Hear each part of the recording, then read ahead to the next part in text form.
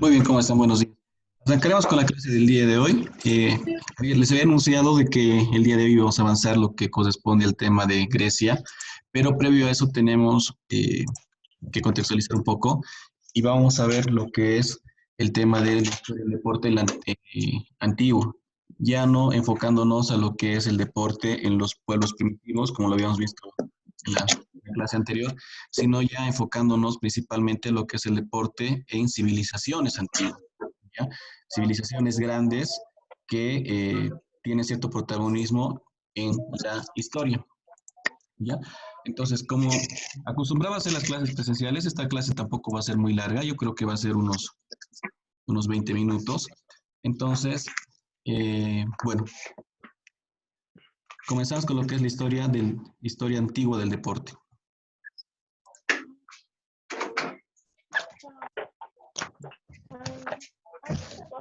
Entonces, para poder ver esto, tenemos que tener en cuenta que grandes civilizaciones como ser Mesopotamia, Egipto, Creta y Grecia. Del que se tiene más información en lo que es respecto al deporte va a ser Grecia, ¿sí? Porque ya se tienen tanto restos arqueológicos, se tienen algunas obras, tanto escritas como de transmisión oral, además que también el punto más alto de los Juegos van a ser los Juegos Olímpicos, ¿no? Ya después tenemos Roma dentro de lo que es el mundo antiguo, antes de entrar a la Edad Media.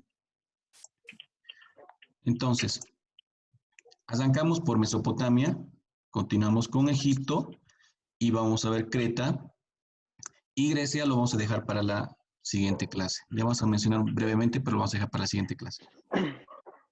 Entonces, el primer deportista de la historia. Podemos definir al primer deportista de la historia como cualquier ser humano, como cualquier otra persona que simplemente ha estado desarrollando actividad física.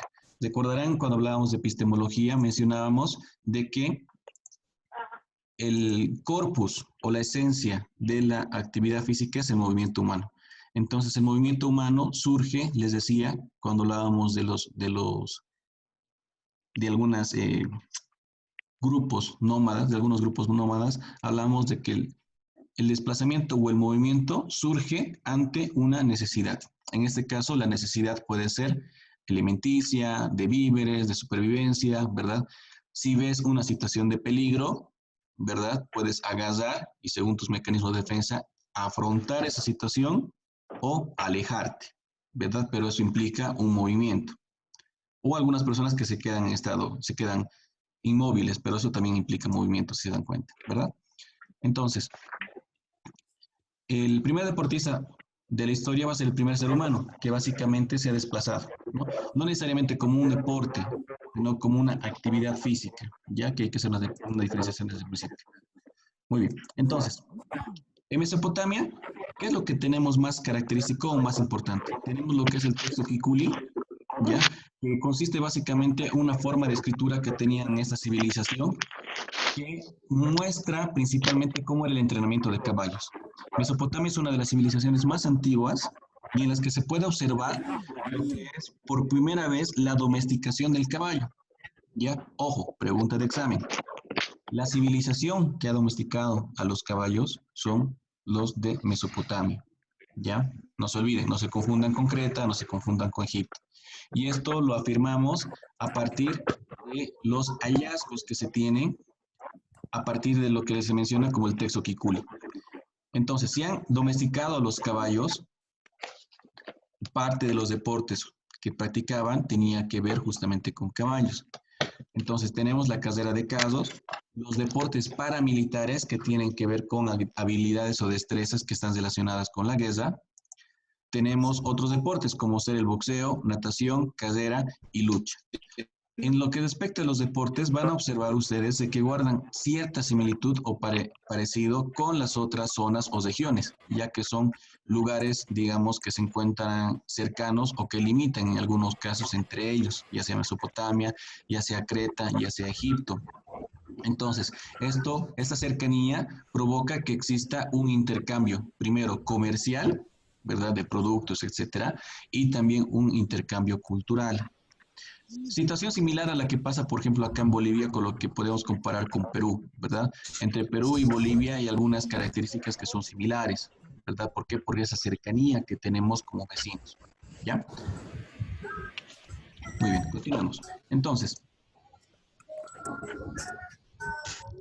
ese es el texto cuneiforme o el texto Kikuli que les mencionaba. Y acá, tal vez no se pueda ver bien, pero esta era una forma de escritura que tenían en Mesopotamia.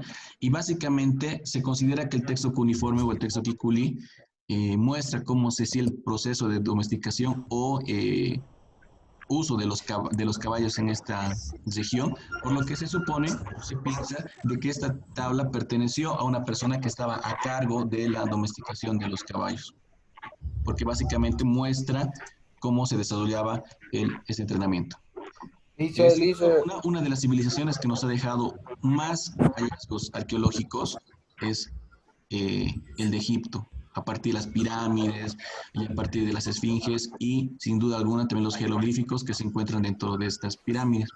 Entonces, ¿qué fuentes de información tenemos para ver el deporte en Egipto? Tenemos los implementos, o sea, lo que se dejaba, que utilizaban para la práctica deportiva, los relatos y las imágenes. Las imágenes, como podemos observar acá, ¿verdad? Donde se hace una descripción, por ejemplo, de lo que era la lucha. Pueden, pueden ver, miren, son dos, dice, por favor, ¿será que puede silenciar a todos? y ya lo vamos a silenciar.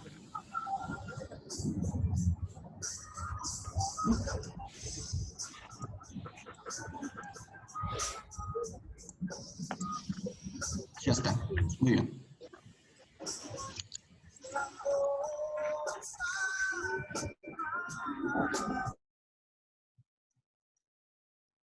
Muy bien. Ya están silenciados todos.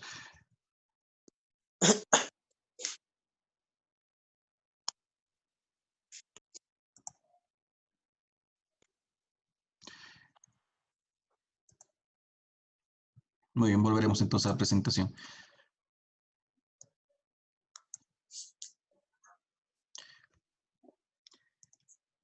Muy bien. Entonces, les decía, por ejemplo, acá se puede observar lo que es la descripción de lo que era la lucha, ¿sí? La lucha que se pueden observar en algunas pirámides que se hace la descripción detallada de en qué consistía esta, ¿sí? Entonces, cuando hablamos de, cuando hablamos de Egipto, gracias a los hallazgos arqueológicos, podemos suponer cómo se realizaba el deporte. Entonces, los deportes practicados son la lucha, como estamos viendo acá, que es un deporte olímpico hasta la actualidad, ¿verdad? Otras prácticas como es la gimnasia, esta que es una especie de esgrima que se practicaba con estos bastones que no tenían punta, ¿ya? Lanzamiento de jabalina, natación, gimnasia, caseras. Entonces, todos esos hallazgos se han encontrado dentro de lo que va a ser principalmente las pirámides de Egipto. Ahora, recordemos que también habían pequeñas pirámides que se utilizaban principalmente como si fueran templos y donde se encontraban faraones. Las tumbas de los faraones, que eran en algunos casos pirámides, permitían, digamos, se enterraban a los faraones o se los momificaban con aquellos objetos que utilizaban más, ¿verdad? O que tenían mayor preferencia. En este caso, Tutmosis III, más en la tumba de Tutmosis III se va a encontrar muchos artículos o artefactos que nos van a dar una visión acerca de lo que va a ser el deporte en el antiguo Egipto. Ahora, Tutmosis III se lo considera un gran deportista porque se encontró diferentes artefactos dentro de su tumba, ¿ya?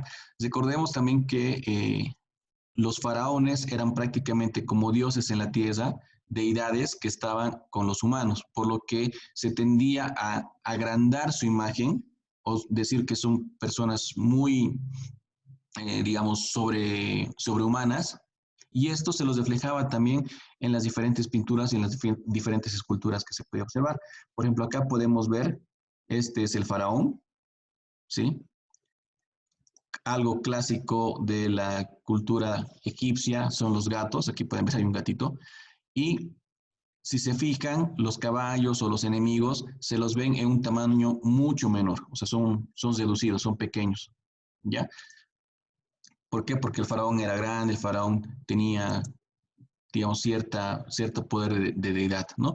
Entonces, en ese sentido, el deporte, no solo en Egipto, e incluso me atrevería a decir hasta culturas actuales como las de hoy, se utiliza como una suerte de marketing deportivo, o sea, como una suerte de entretenimiento. El fin que se tenía el deporte, principalmente la carrera de casos, que eran eventos públicos que se realizaban en espacios abiertos, el fin que tenía la carrera de casos y otros deportes era el de distraer a las personas. Y en muchos casos esta distracción pasaba por el hecho de desviar la atención de otros acontecimientos, ¿ya? Que podrían ser acontecimientos sociales o ciertas críticas que se tenían al sistema de gobierno. Entonces, el deporte servía para distraer la atención de las personas. Y lo mismo se puede poder observar en Roma, por ejemplo, que también se utilizaba con ese fin. Era un marketing para las masas, ¿sí? ¿Por qué? Porque servía, como les digo, para llamar la atención. El deporte implica una situación de masa. Es atractivo para las personas. Si pensamos en el antiguo Egipto, no habían televisores, no había radio como para que te enteres o tu celular para que estés viendo la UFC, ¿no ve? Sino, si querías ver un evento, tenías que asistir a ese evento. Y donde hay personas, hay negocio, ¿verdad? Desde las personas que venden comida, alojamiento, etcétera. Entonces, eso también generaba un movimiento económico en estas civilizaciones.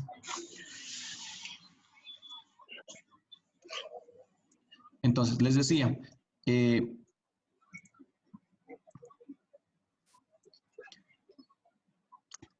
no sé si pueden ver acá está la isla de Creta, acá está Grecia, entonces aquí está Egipto, ¿ya?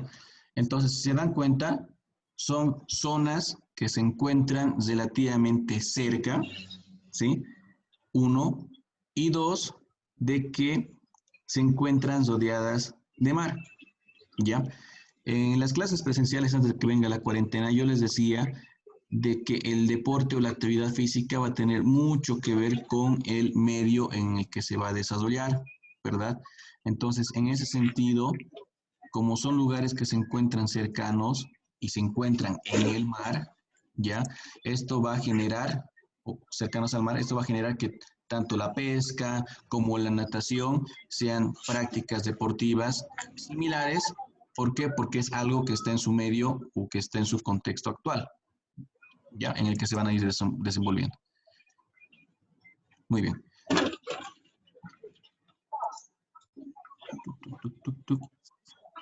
Muy bien. Entonces, como les decía,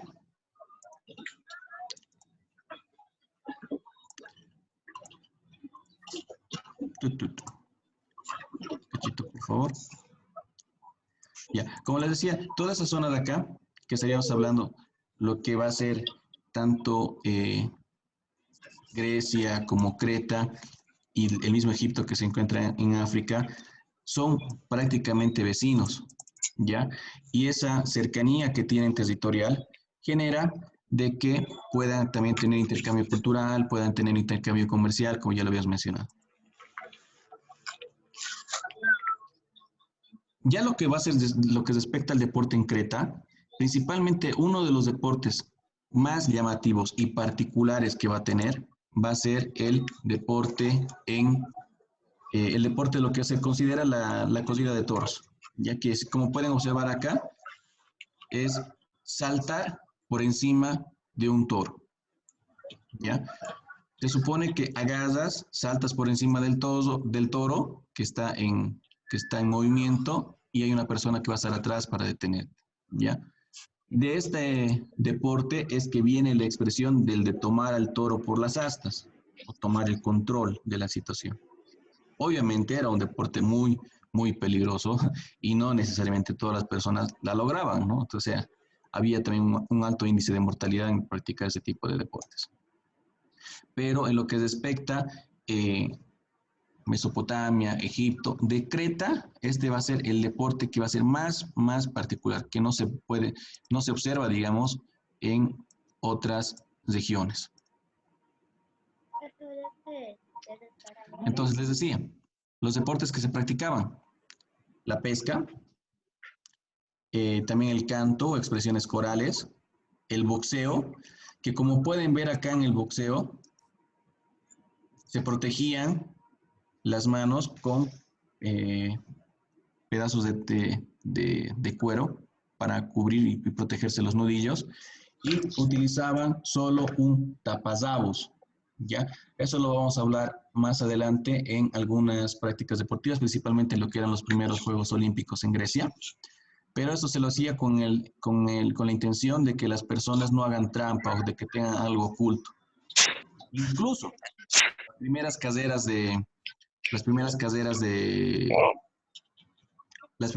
que se han dado dentro de lo que es el atletismo en los Juegos Olímpicos, los cosían desnudos los competidores, y la asistencia de mujeres era prohibida. Y bueno, lo que sigue después de esto es Grecia. Grecia tenemos bastante material, tenemos bastante cosas para poder revisar, para poder estar analizando, pero no quiero hacer muy largas las clases virtuales porque tienden a ser pesadas. Entonces, pasaremos a la zona de preguntas. Hasta aquí, ¿tienen alguna pregunta, alguna duda?